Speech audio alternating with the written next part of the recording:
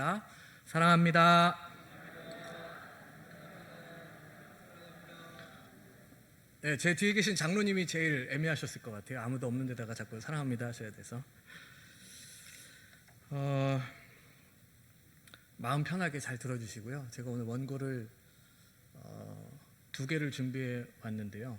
긴 것과 짧은 거를 준비해 왔는데 아까 찬양하시는 모습을 보고 얼른 짧은 걸로 바꿔왔습니다. 그러니까 두려워하지 마시고 잘 따라와 주시면 좋겠습니다. 조금 어려운 얘기가 있을 수 있는데 제가 최대한 쉽게 이해하기 좋게 풀어드릴 테니까 잘 들어주시면 좋겠습니다. 우리의 현실을 생각해 보는 것으로 설교를 시작하려고 합니다. 잠깐 시간을 드릴 테니까 고개를 돌려서 가까이 계신 성도님들을 한번 봐주세요. 누가 계신가 이렇게 한번 봐주세요.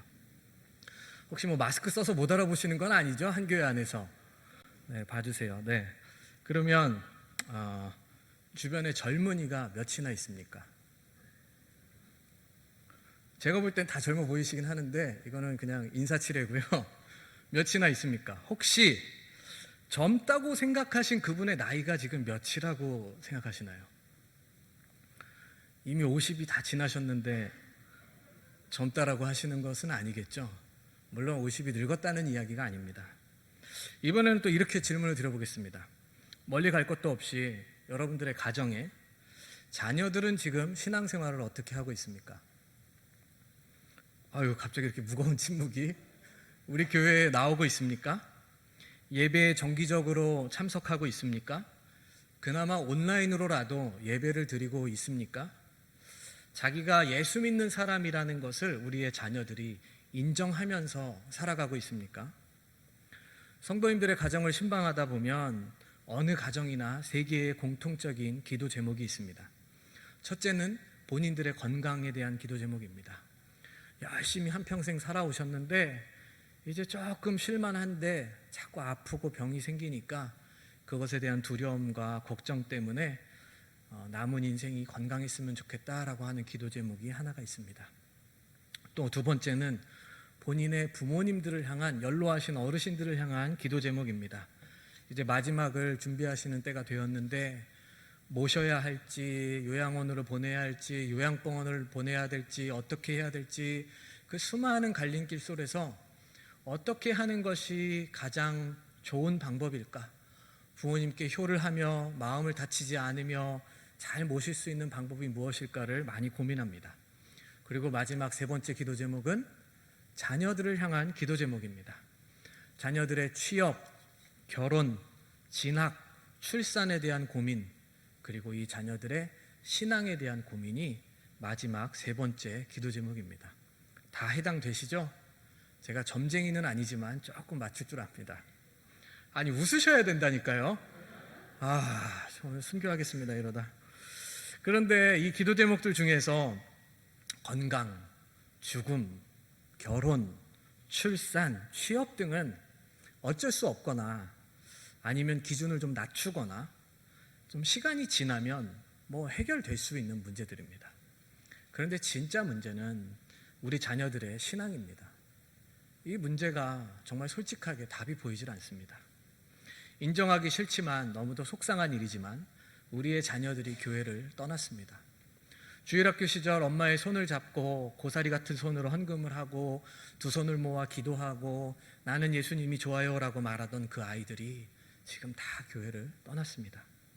하나님은 믿는다고 말하지만 언젠가 때가 되면 교회에 가겠다고 말은 하지만 괜히 교회 가자는 이야기를 잘못하면 사이만 나빠지고 서로 마음만 상합니다.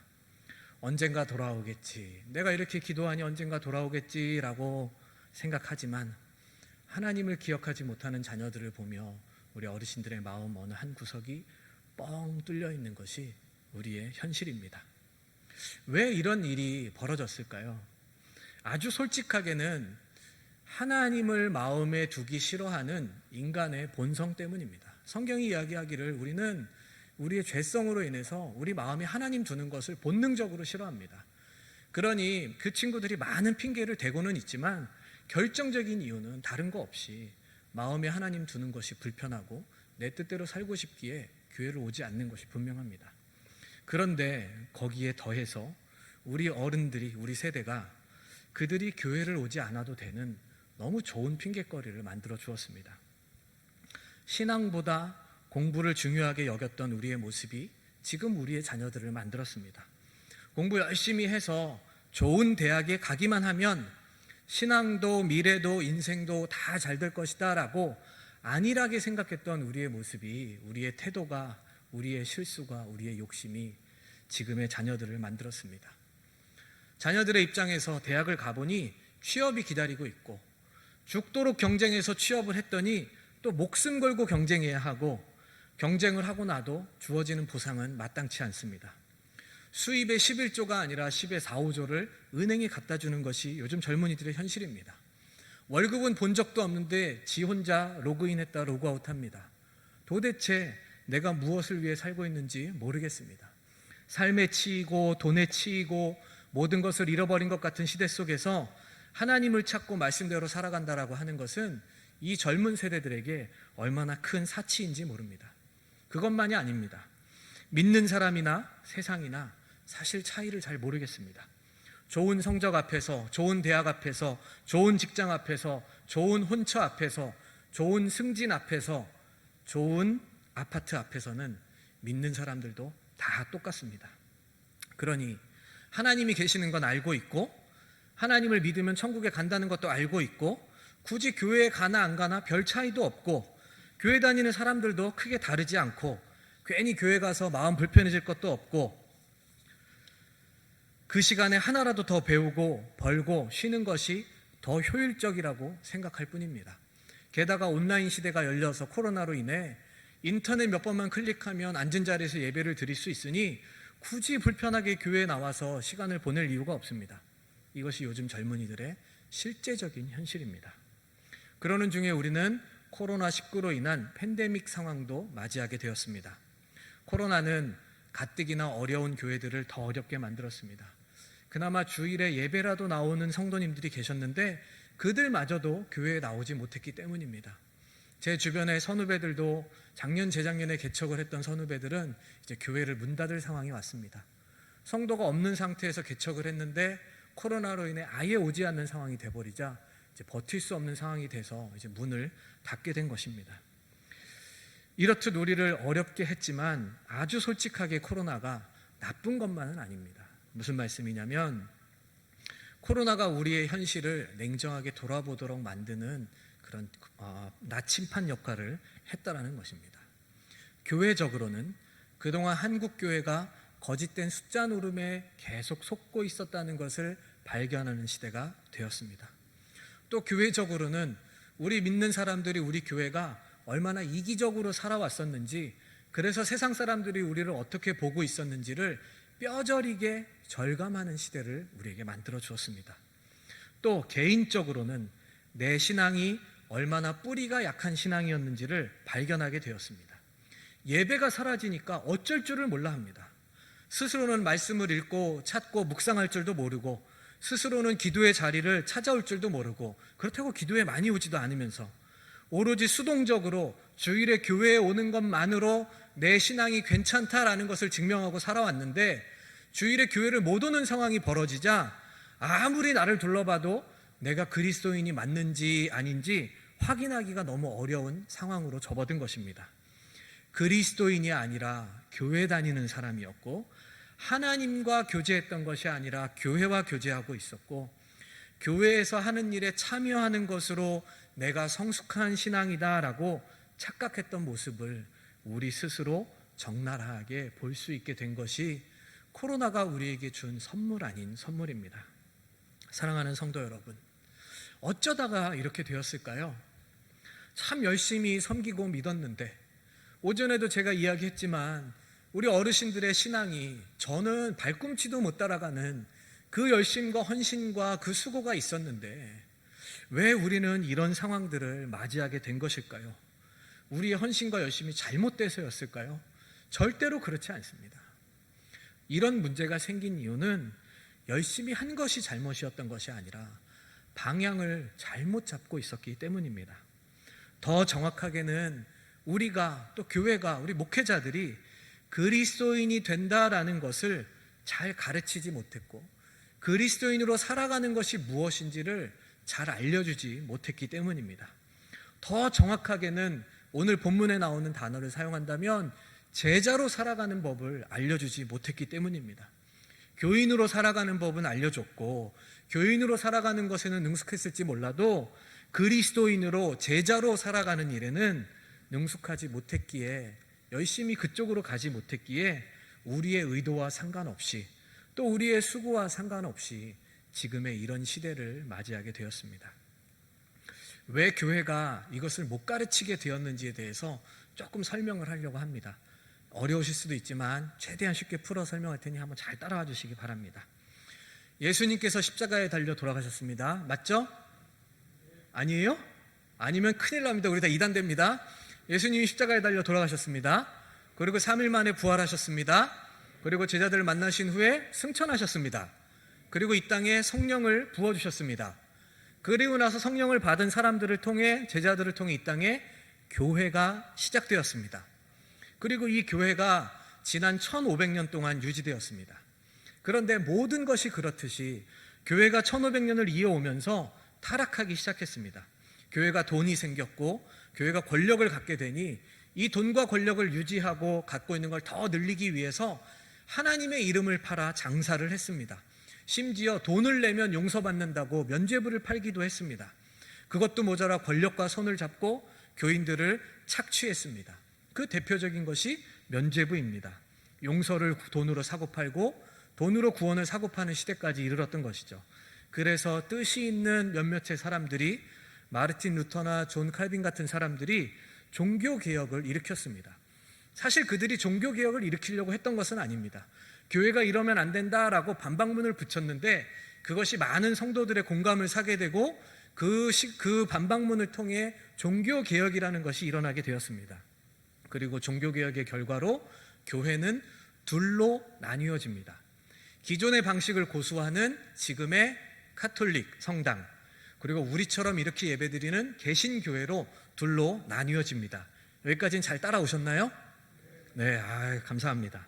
개신교는 우리가 믿는 이 개신교 장로교는 오직 말씀, 오직 은혜, 오직 믿음이라는 방향성을 가지고 교회를 개혁하고 새롭게 세웠습니다. 그래서 옛날에는 성찬식 이런 게 너무 중요했는데 그것들을 가볍게 좀 약소화시키고 하나님의 말씀이 선포되는 것을 가장 중요하게 만들었습니다. 그리고 뭔가를 잘하고 돈으로 구원받는 것이 아니라 오직 믿음으로, 오직 은혜로, 오직 예수 그리스도의 보혈의 공로로만 구원받을 수 있다라는 것을 교회 안에서 끊임없이 가르쳤습니다. 그것만이 아니라 그동안 사제들이, 신부님들이 너무나 많은 권력을 갖고 있었기 때문에 이들에게 있는 권력을 뺏어서 교회가 골고루 나눠갔도록 하기 위해 교회의 민주적인 장치들을 만들었습니다. 그들이 계속 권력을 갖고 있는다면, 개신교회도 목사들만이 권력을 갖고 있는다면 또다시 타락할 것이기 때문에 그러한 것을 막자라는 의도에서 시작을 했고 지금의 교회의 모습이 형성된 것입니다. 그래서 제 마음대로 하는 것이 아니라 당회와 의논해야 되고, 당회 마음대로 하는 것이 아니라 재직회와 의논해야 되고, 재직회 마음대로 하는 것이 아니라 공동회의를 거쳐야 됩니다. 이런 민주적인 절차들을 만들었습니다.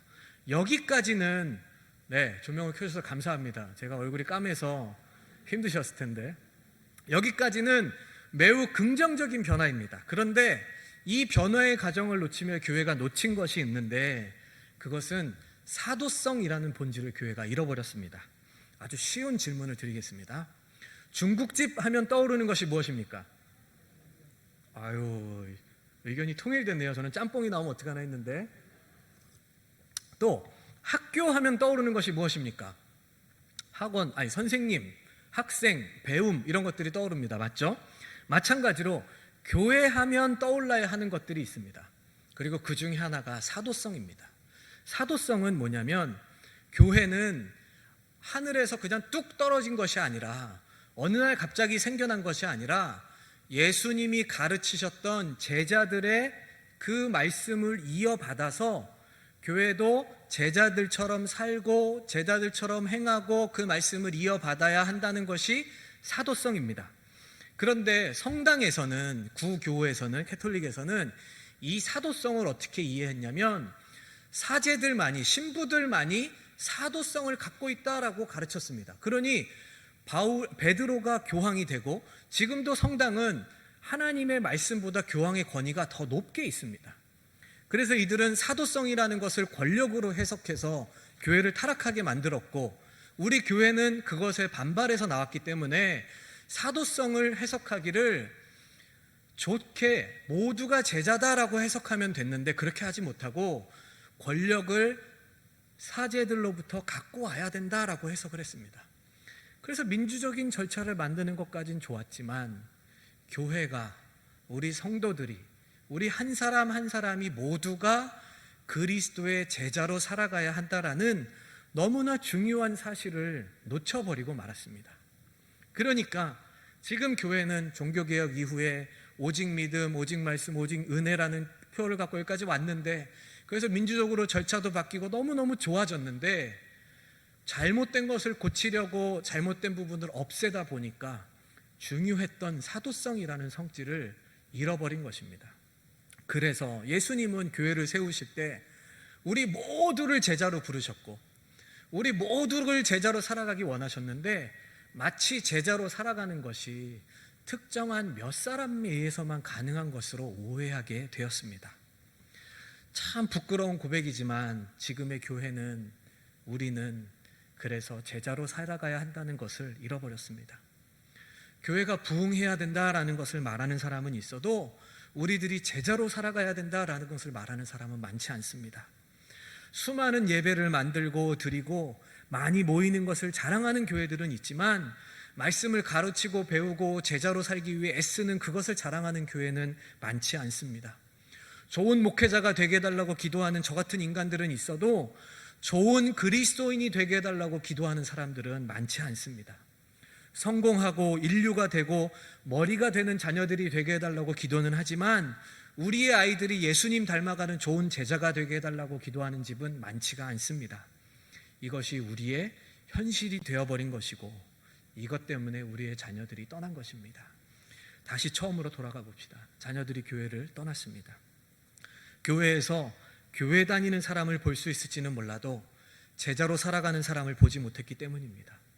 또 세상에서 교회 다니는 사람들은 있을지 몰라도 요즘은 그것도 보기 어렵지만 제자로 살아가는 사람을 보는 것은 더더욱 어렵기 때문입니다. 그러니 굳이 교회에 나오지 않아도, 굳이 예배를 드리지 않아도, 굳이 우리와 같은 열심을 내지 않아도 온라인 예배만으로 하나님이 계신다는 것을 인정하는 것만으로, 예수님이 내 구원자라는 걸 인정하는 것만으로 자기 소임을 다했고 천국에 가는 데는 아무런 문제가 없다고 생각하는 것이 요즘 젊은이들의 신앙이고 현실이 되어버린 것입니다.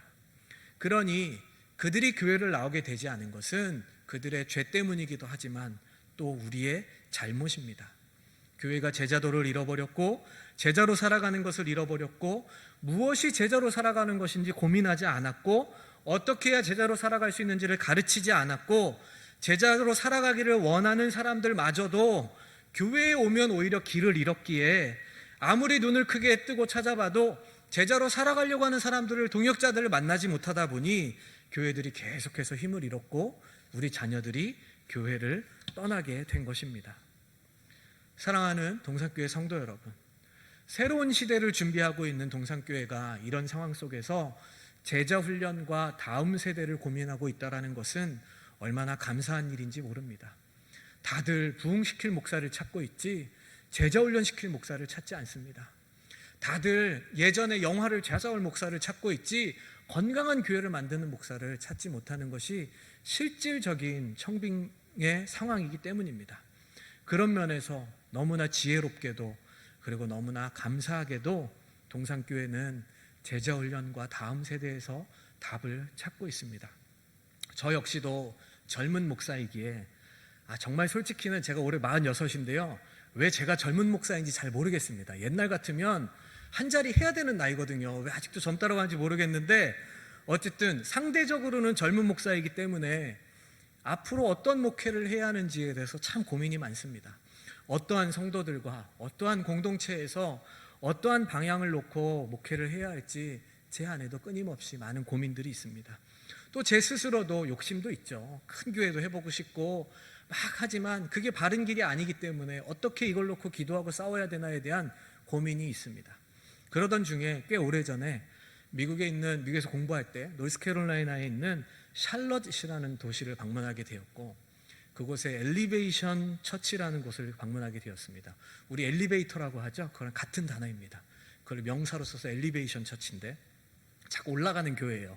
뭐가 올라가는 교회인지는 모르겠지만 지금은 엄청나게 부흥해서 저 같은 사람이 찾아볼 수도 없는 교회지만 제가 한 5, 6년 된 것 같아요. 그때만 해도 막 시작해서 이제 꿈틀꿈틀 되는 교회였습니다. 그런데 듣기로는 그 교회가 되게 보수적이고 오래된 교회인데 젊은이들이 많이 모인다는 소식을 들었습니다.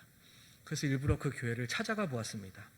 뭐 교회도 깨끗하고요, 또 주차장도 잘 돼 있고요, 또 설교를 찾아 들어봤더니 목사님 설교도 되게 뭐 신세대적이고, 심지어 막 청바지에 티셔츠에 막 목걸이 메고 이러고 나와서 막 설교하시고, 뭔가 젊은 세대들이 보기에 편한 요소들을 갖고 있구나라는 생각이 들긴 했지만 그것만으로는 젊은이들이 모인다는 것에 대해서 다 동의할 수 없었습니다.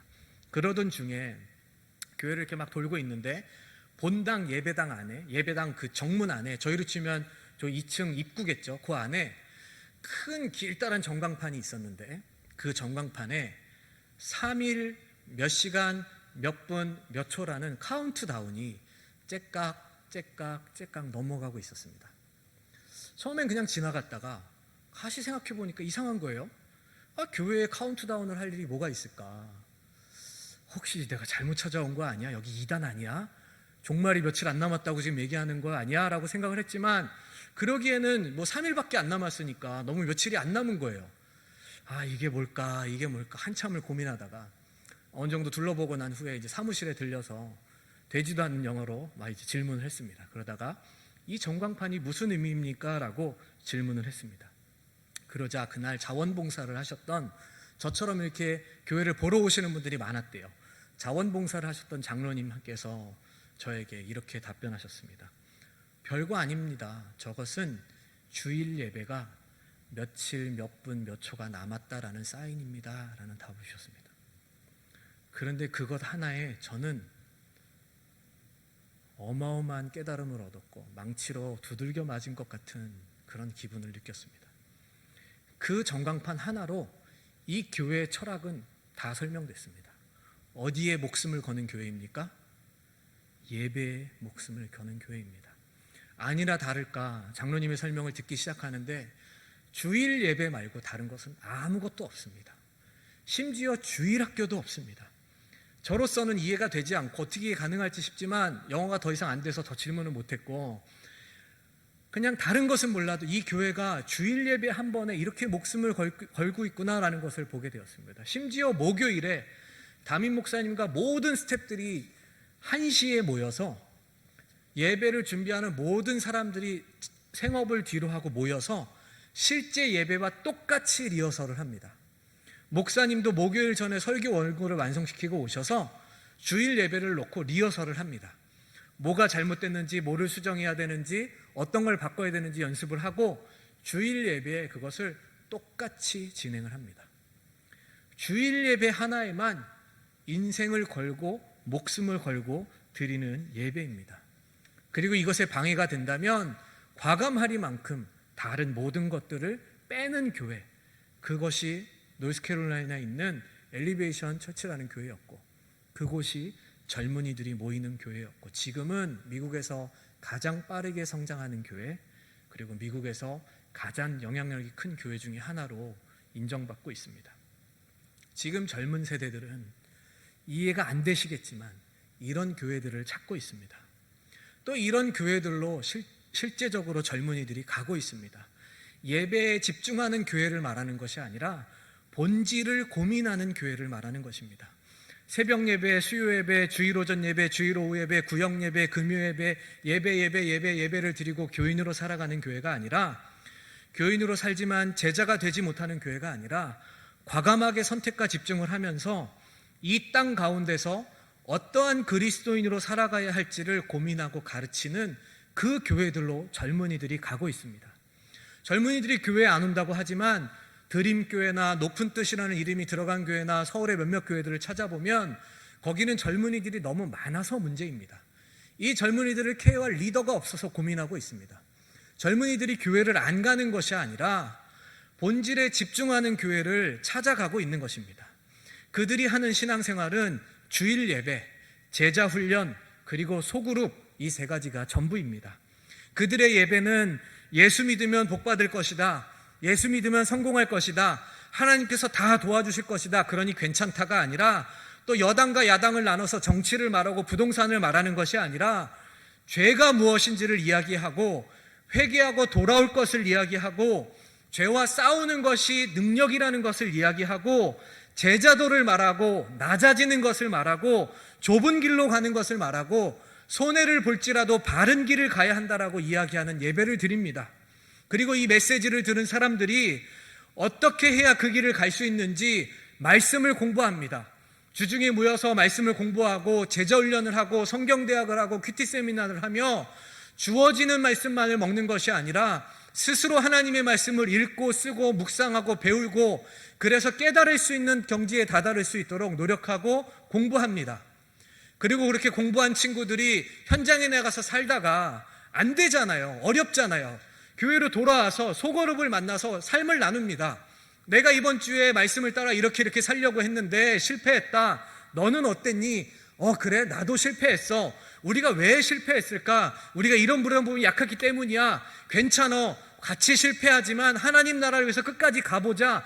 그렇게 위로하고 손잡고 다시 말씀 앞에서 일어서고 주일에 교회 와서 또 하나님의 말씀을 들으며 내가 지금 가고 있는 길이 틀리지 않았다는 것을 확신하고 그러고 다시 세상 가운데 나가 제자로 살지만 또 얻어터지고 돌아와서 다시 소그룹으로 만나서 우리가 바른 길을 가고 있으니 괜찮다라고 서로를 위로하며 격려하고 다시 주일 예배를 통해 그 길을 가야 한다는 힘을 얻고 이 세 가지를 놓고 씨름하고 고민하며 살아가는 것이 지금 젊은이들이 모이는 그런 교회들입니다. 사랑하는 성도 여러분, 교회 안에 다른 비법은 없습니다. 교회를 잘 지으면 많이 모일 것 같습니까? 잘 지은 교회들 지금 모이지 않습니다. 돈이 많으면 모일 것 같습니까? 조금 편할 수는 있는데 그것이 사람을 모으는 수단이 아닙니다. 많은 프로그램을 하면 모일 것 같습니까? 이제 백화점 시대는 끝이 났습니다. 작은 가게가, 작은 카페가 성공하는 것처럼 작지만 소중하게 가치 있는 것을 파는 것이 성공하는 시대가 왔고, 교회도 마찬가지로 크고 모든 것을 다 하는 교회가 아니라 본질을 다루는 교회가, 사람이 모이는 교회가 되었습니다. 외식이 좋다고 해서, 맛있다고 해서 매일 외식하면 당뇨 걸리고 고혈압 걸려서 돌아가십니다. 건강을 해치게 됩니다. 가끔 외식이 필요할 수 있지만 결국은 집밥이고 쌀밥이고 밥심입니다. 엄마 밥이 진짜 힘입니다. 마찬가지로 결국은 말씀의 힘이고 결국은 제자로 살아가기를 원하는 자들의 힘이고 그것이 교회의 힘입니다. 그리고 교회가 이 방향성을 포기하지 않고 더디게 진행되지만 우리가 원하는 열매들이 더 천천히 올 수밖에 없는 과정이지만 견뎌내면서 말씀을 가르치고 삶을 나누고 예배에 집중하는 그 신앙생활을 할 때 결국 제자로 살아가는 성도들이 생겨나고 그곳에 젊은이들이 그리고 성도들이 모일 수 있는 것입니다. 초대교회를 생각해 보십시오. 예수님이 승천하시고 이 땅에 교회가 시작되었다고 이야기했습니다. 그때 무엇이 있었겠습니까? 좋은 교회? 큰 돈? 셔틀버스? 지하철? 아무것도 없었습니다. 세상에 나가서 예수 믿는 것 때문에 핍박받고 돌아오는 성도들밖에 없었습니다. 제자로 살아보겠다고 했다가 두드려 맞고 너는 왜 그렇게 사냐? 평생 너는 종으로 살아라. 로마에 핍박받는 사람들밖에 없었습니다. 가족에게 버림받고 시대 앞에 버림받은 사람들이 그리스도인이었습니다. 그들이 주중에 모여 무슨 이야기를 했겠습니까? 우리 그래도 예수님의 길을 가야 해. 우리 그래도 이 복음을 포기하지 않아야 해. 우리 그래도 제자로 살아가야 돼. 그래, 힘들지. 자신의 재산을 내놓고 삶을 내놓아 서로를 돕습니다.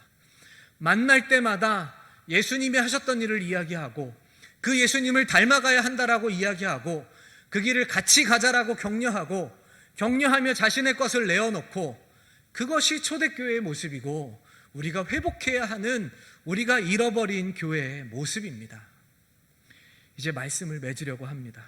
제가 오늘 짧은 원고를 택했다고 했죠. 장황하게 말씀드렸지만 복잡하지 않습니다. 교회가 힘을 잃어가고 있습니다. 교회가 젊은이들을 잃어버리고 있습니다. 왜냐하면 교인이 되는 것에는 능숙했을지 몰라도 제자로 살아가는 것에 실패했기 때문입니다. 여러분들의 열심이 잘못된 것이 아니라 우리 목회자들이 또 우리 교회가 방향을 알려주지 못했기 때문입니다. 다시 교회가 회복될 수 있는 길은 젊은이들이 우리 자녀들이 교회로 오도록 만들 수 있는 유일한 길은 제자로 살아가는 공동체를 만드는 것입니다. 물론 쉽지 않을 것입니다.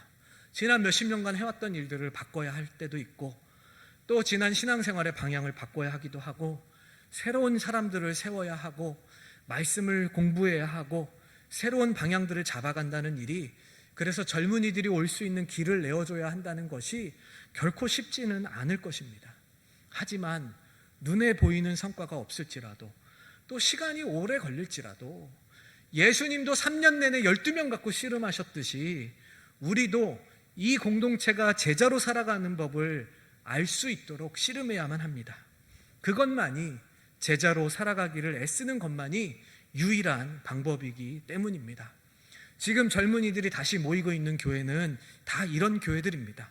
선택과 집중을 통해 제자도를 말하고 제자도를 가르치고 말씀을 가르치고 배우고 그것을 삶으로 나누려고 애쓰는 교회, 그 교회들에는 젊은이들이 다시 가고 있습니다. 우리 동산교회도 새로운 시대를 준비하고 있습니다. 또 언젠가 재개발이 끝나서 아파트에 입주가 시작된다면 젊은 세대들이 올 것입니다. 그들이 와서 지나가는 교회가 아니라 그들이 문을 열고 들어와 보고 들어와서 이 교회구나라는 것을 깨닫게 하기 위해서라면 우리도 변화를 택해야 하고 제자로 살아가기를 애쓰는 공동체가 되도록 만들어야만 합니다. 여러분들이 잘못했다, 여러분들이 틀렸다는 이야기가 아닙니다. 새롭게 가야 한다라는 이야기입니다. 지금까지 이렇게 오셨으니 이제 그들을 위해서 또 우리도 더 건강하고 깊이 있는 삶을 살아가기 위해서 새로운 길을, 새로운 방법을, 사실 새로울 것이 하나도 없지만 우리가 잃어버리고 놓쳤던 것들을 다시 회복해야 한다라는 것을 여러분들에게 말씀드리는 것입니다. 오늘 성경 말씀에서도 제자란 다른 것이 아니라 예수님을 따르는 사람을 제자라고 합니다. 교회를 따르는 사람이 아니라, 목회자를 따르는 사람이 아니라, 교회를 다니는 사람이 아니라 예수님을 따르는 사람, 예수님을 닮아가는 사람, 맨날 실패하고 넘어지고 그럴 수밖에 없지만 예수님을 닮아가기 위해, 예수님을 따르기 위해 애쓰는 사람, 그래서 날마다 십자가를 지고 자기를 부인하려고 노력하는 사람, 그래서 죄와 싸우는 사람, 그래서 죄와 싸우는 것이 내 진짜 능력이다라고 말할 수 있는 사람, 넘어질 때마다 함께 모여서 괜찮아 다시 죄와 싸워보자라고 격려할 수 있는 그 공동체, 그 공동체를 세울 수 있는 그런 동산교회가 되기를 예수님의 이름으로 축복합니다. 아멘. 기도하겠습니다. 하나님, 교회의 회복을 꿈꾸지만 제자가 되기를 잃어버린 시대가 우리임을 솔직하게 고백합니다. 하나님 용서해 주시고 다시 방향을 세워서 예수님을 따르는 자들, 예수님을 닮아가는 자들, 그렇게 살다가 실패하지만 서로를 격려하는 공동체, 또 그렇게 살아야 한다라고 말하는 공동체, 그 공동체를 세워가는 우리 동산교회가 되도록 주님 도와주옵소서. 특별히 청빙을 통해 새로운 시대를 준비하고 있는데 하나님 합당한 일들이 열려지게 하셔서 새로운 시대가 제자됨이 있는 시대가 될 수 있도록 주님 은혜를 베풀어 주옵소서. 예수님의 이름으로 기도합니다. 아멘. 예, 감사합니다. 오후에도 많은 은혜